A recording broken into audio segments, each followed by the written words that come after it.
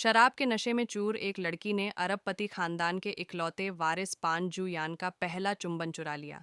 लेकिन अगली सुबह वह बिल्कुल सामान्य लग रही थी और रिश्ता देखने निकल गई। जब पान जू यान को पता चला कि वह अपने होने वाले मंगेतर को अपने माता पिता से मिलवाने जा रही है, तो वह गुस्से से आग बबूला हो उठा और सीधे रेस्टोरेंट पहुंच गया जहां वे खाना खा रहे थे। कमरे के दरवाजे तक आते आते उसने देखा कि शू जिन एक अनजान लड़के की कॉलर ठीक कर रही है। खून खौलते ही वह बिना सोचे समझे भीतर घुस पड़ा।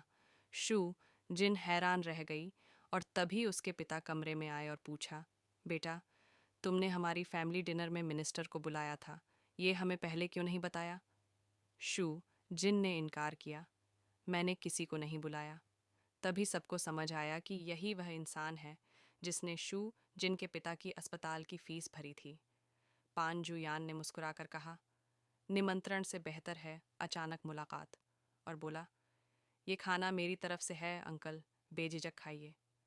लेकिन उसे पता नहीं था कि घर की नौकरानी असल में उसकी दादी की जासूस थी। आंटी ने दादी को बताया कि पान जुयान स्टडी रूम में सफाई नहीं करवा से और वहाँ कैमरे भी लगाए हैं। वह बातें सुनकर दादी के दिल पर पुराने जख्म फिर से ताज़ा हो गए। बचपन में पान जुयान ने माता पिता से एनीमे इवेंट पर जाने को कहा था और रास्ते में उनका एक्सीडेंट हो गया था जिसमें दोनों की जान चली गई। खुद तो वह बच गई, लेकिन दादी ने उसे ही इस त्रासदी का दोषी ठहराकर उसके अनमोल एनीमे कलेक्शन को जला दिया था। यहाँ तक कि उस प्यारी पारिवारिक फोटो को भी, जो उसकी माँ ने आखिरी जन्मदिन पर दी थी। तब से पान जू यान ने अपने शौक और इच्छाओं को छुपाकर एक तहखाने में बंद कर दिया। अब उसकी दादी खुद उसके घर आ चुकी है, ये जानने कि वहाँ क्या राज छुपा है।